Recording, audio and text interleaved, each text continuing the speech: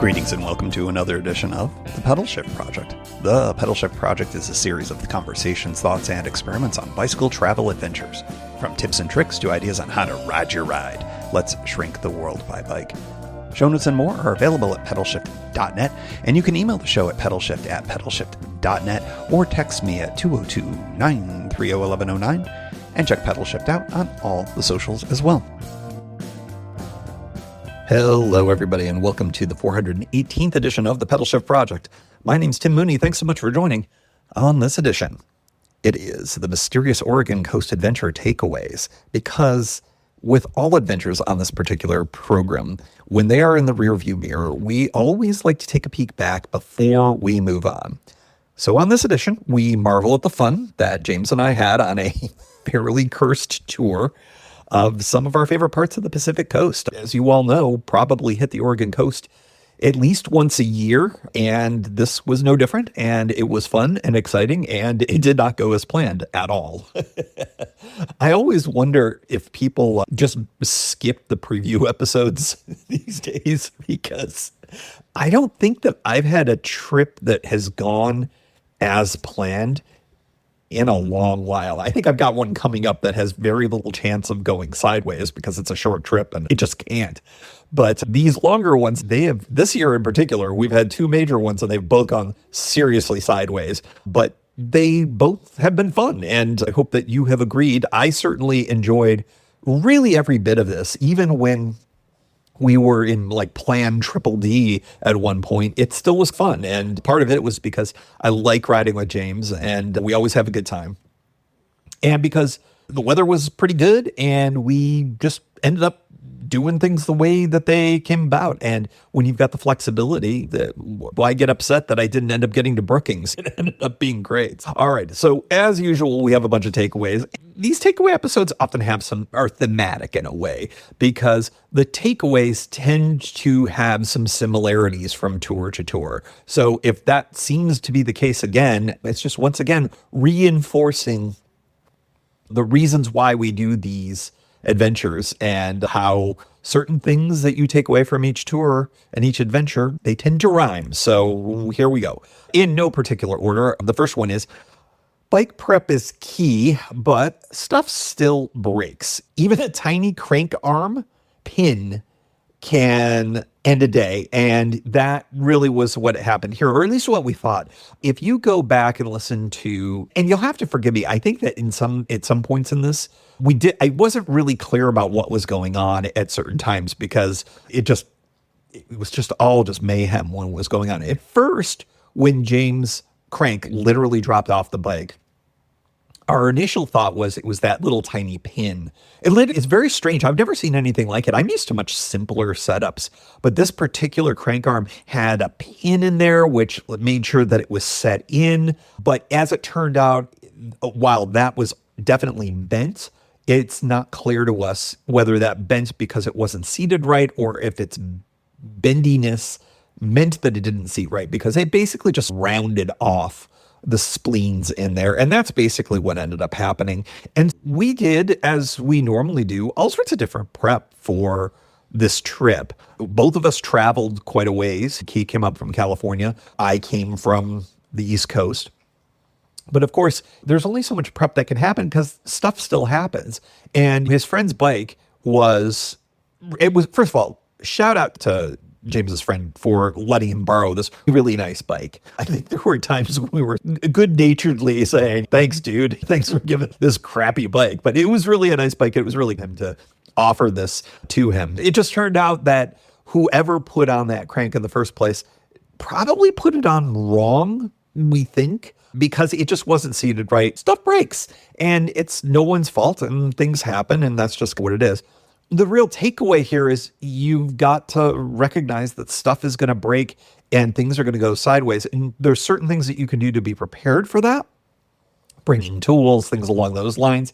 And we tried. As we discovered, this was way beyond an in-field repair kind of situation. And when you've got that going on, then you got to know where shops are. And then you got to know where backup transport is. And if you don't know it off the top of your head, you got to be able to figure all of that out. And having our phones with us in a touristy town with a pretty good signal, that ended up being a really great because we utilized all sorts of different tools to be able to find those shops. Neither of us had known that there was a shop there. In fact, there really wasn't a shop there. It's developing over time right now. It was more of a rental place. So we got really fortunate with that. Google Maps and Perplexity and all of these various things that got us to the solution that we needed. Bus schedules, things like that. We were able to find all of those different types of things. It's all a part of not just being prepared for every eventuality, but knowing you've got the tools to be able to find out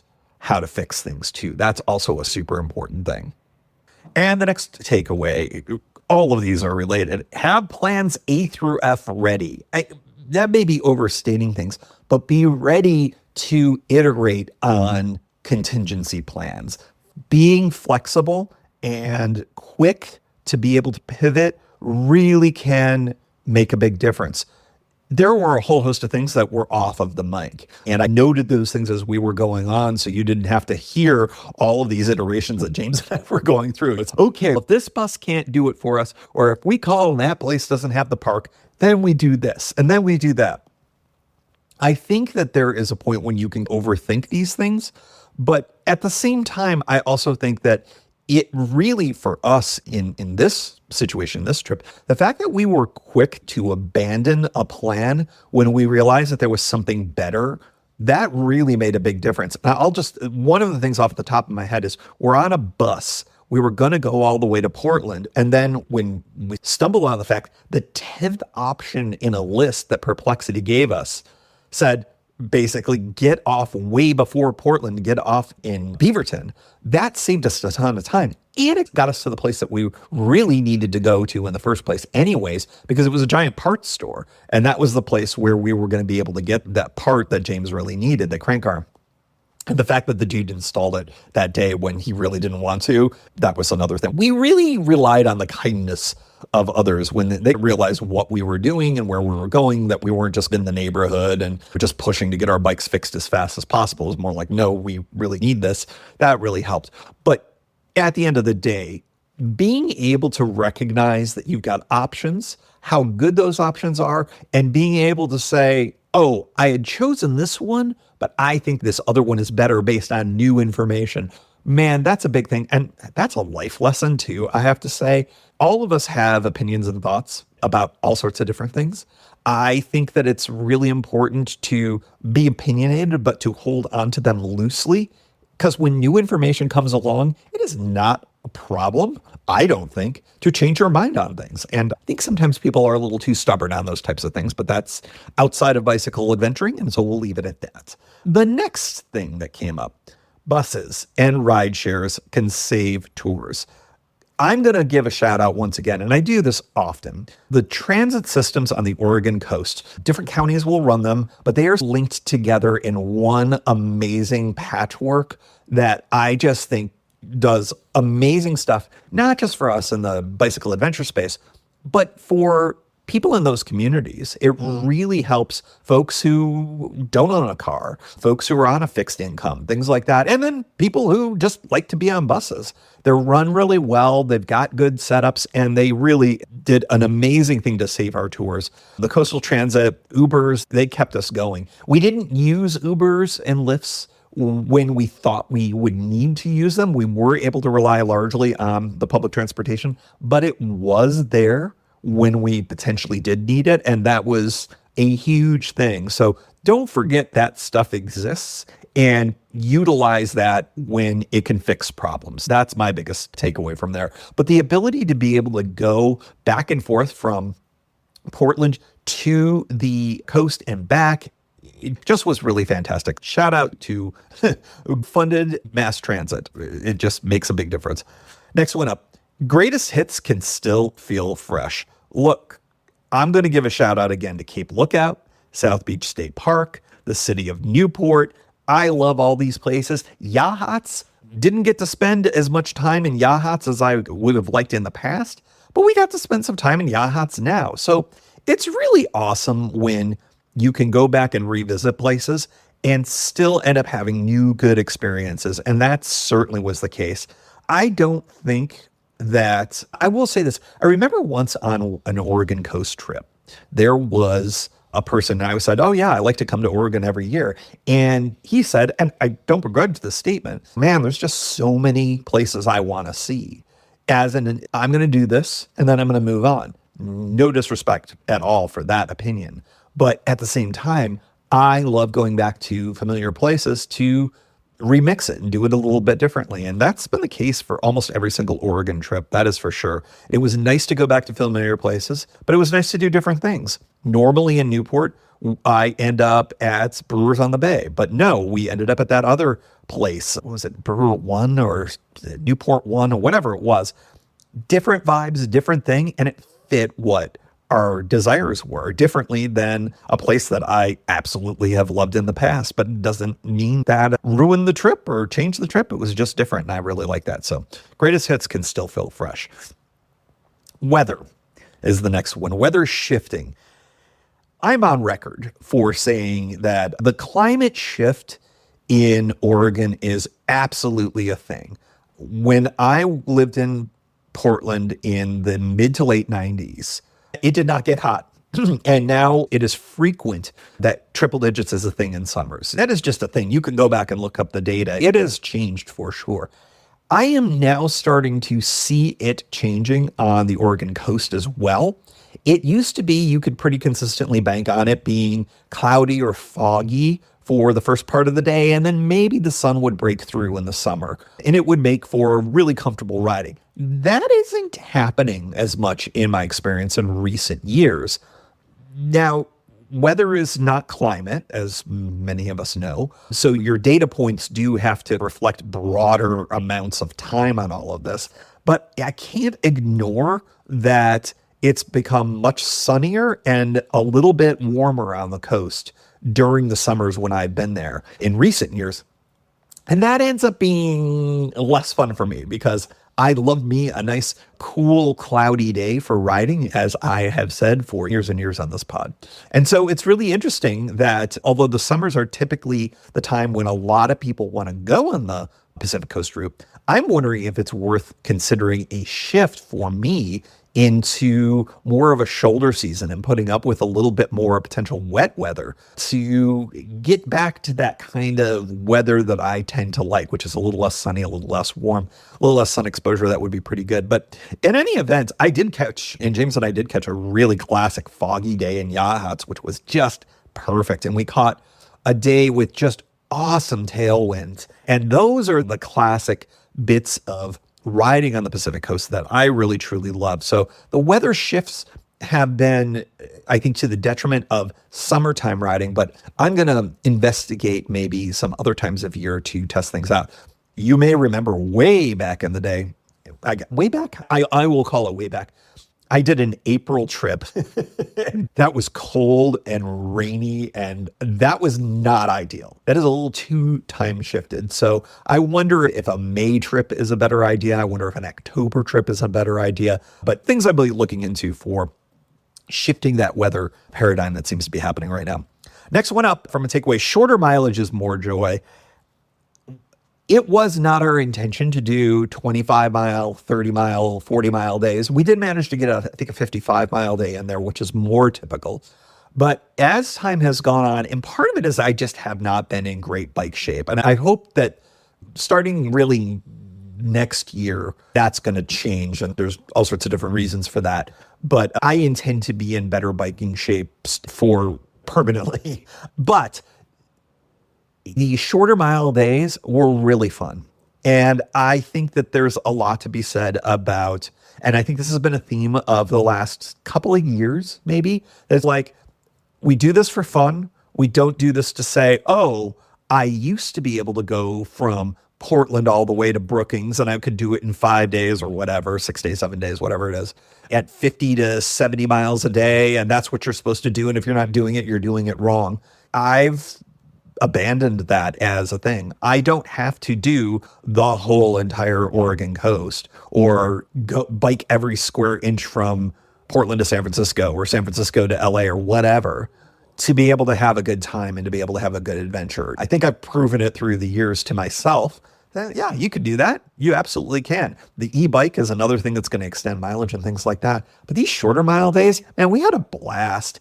And we still were challenged with the climbs and stuff like that. And some of the short days we were like, oh, thank goodness we're doing a short day because we were a little cooked. At the end of the day, it was just like, they're fun. Short mileage can sometimes be a little bit better. It gives you more time to chill out, linger in camp, have a longer time at a brewery, whatever. The shorter days are great. I'm a fan. I'm a big fan.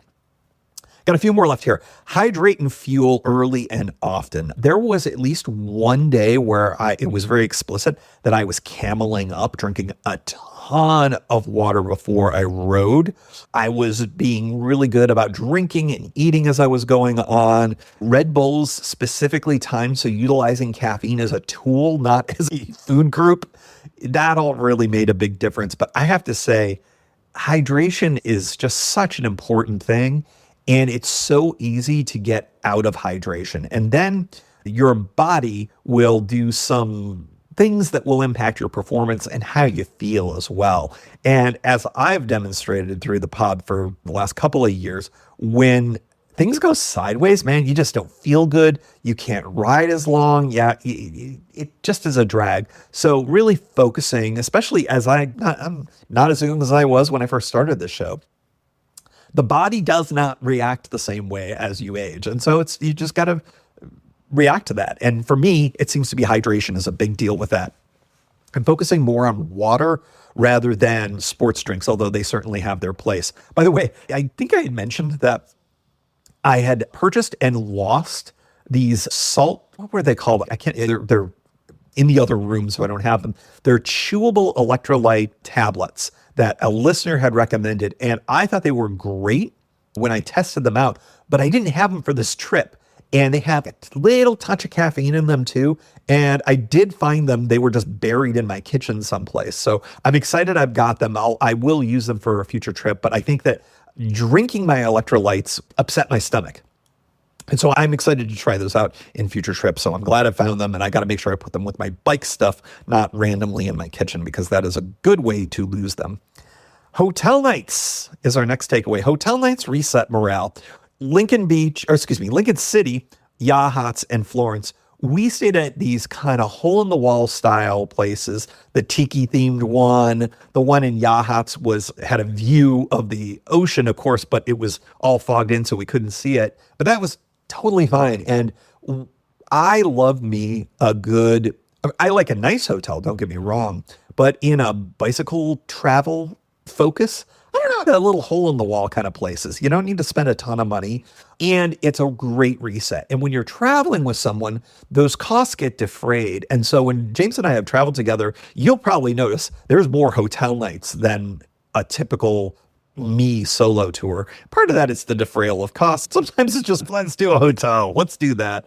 And it is a really good morale booster. You get the shower, you get all of that in there, and it upgrades things in a way that I think is really awesome. So no stressed roofed lodgings are pretty freaking awesome. I do like them. I've got two more here. Takeaway, logistics. Flexibility saves cash. This is a thing that talks about logistics and planning, similar to the earlier takeaways, but it's a very specific thing that happened here. And I don't know if it was really clear the way it came out on the pod. It wasn't either the second to last episode or the last part. What ended up happening was I had a fairly expensive one-way car rental from Crescent City to the airport in Medford. And that worked totally fine. I did it before. It was expensive though. And when we got to the point where we're not going to make it to Brookings, or it would require basically just me getting on a bus and going really a long way and going, you know what, there's an airport in Eugene. Why don't I just do that? What was really interesting about that was I went from having a very expensive airport transfer to canceling the hotel and the car. And what that did was I was able to cancel the hotel with no charge whatsoever because it was early enough and it was a refundable setup. And then for the car, it was really inexpensive to cancel it because I was able to do it early enough from there wasn't an issue. And that ended up saving me a ton of money. And that money ended up getting rolled into a much cheaper way to get to Eugene. And so the hotel to hotel situation, because I had a hotel in Bedford, did a hotel in Eugene. So that was a 1-for-1 swap. And then I ended up ahead in terms of the money situation there, just by making some subtle changes in my plan. And that also had me thinking, you know what, for future trips, maybe it does make sense to not be all the way down there. Eugene is an option. Heck, I've done the full reverse before too and ended up back in Portland. Logistics flexibility sometimes will allow you to make a change that ends up saving you money. Normally, when we're making changes to plans, it's quite the opposite, but you should always be aware that sometimes a logistics change might actually help you out. It happened here. I would say that's less likely than normal, but hey, it was awesome. It was a fun discovery, a fun takeaway, and it ended up working out great for me, setting aside the fact that my plane in Portland that I connected to ended up being delayed so long. And then, oh yeah, you didn't hear any of this. So my flight, this was funny. My flight was delayed hours and hours and hours. There was I can't even remember if it was a mechanical or something like that. So I'm flying back to DC, and there was then a massive thunderstorms in DC. This was all summer long here in the mid-Atlantic. And we circled and we circled and we circled and we circled and ended up having to land in Norfolk, Virginia, of all places, and got a refuel there and then eventually went back to DC. And it was just like this saga of a trip. But that had nothing to do with the logistics thing. It just was, hey, this trip was cursed, and it continued to be cursed even when we were off of the bike. By the way, I have not unpacked the bike from the bag yet either.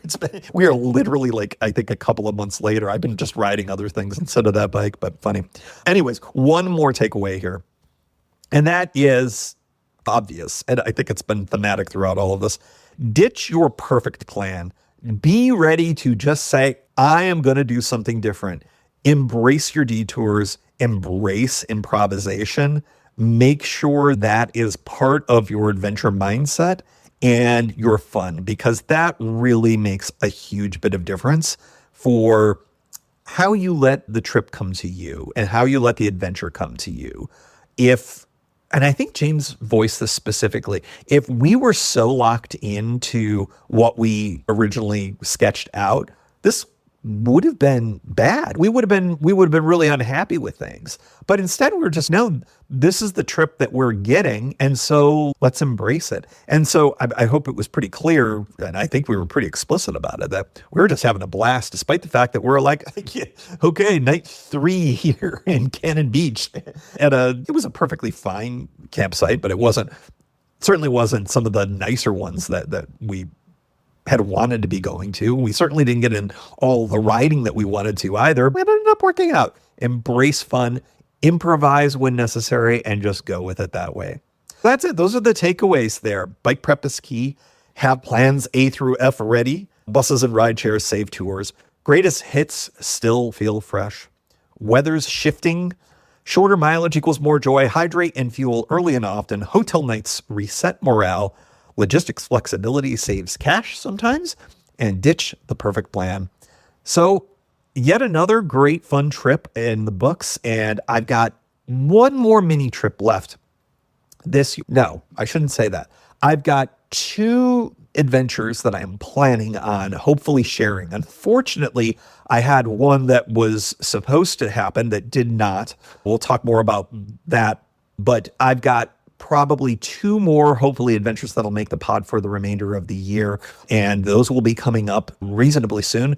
We're going to be going back to a schedule of best ofs at the first of the month, but we will be doing them starting next week. We're going to be doing a best of, and then we'll be back to our best ofs at the top of the month as normally scheduled. So I hope you enjoyed this, except for 1 week, largely uninterrupted No best ofs all the way through the summer. It was fun. It was great to be able to do that and not have to tap back into past pods, but we're going to be returning to that cycle because that makes it easier for production purposes and getting things to you every single week. So hopefully you understand and enjoy that. I think the best ofs are great, and we got some good ones for the remainder of the year ahead, in addition to a couple of hopefully good adventures that will actually make the pod. Those will be more to come. So thanks so much for joining, and we will see you at the best of next week.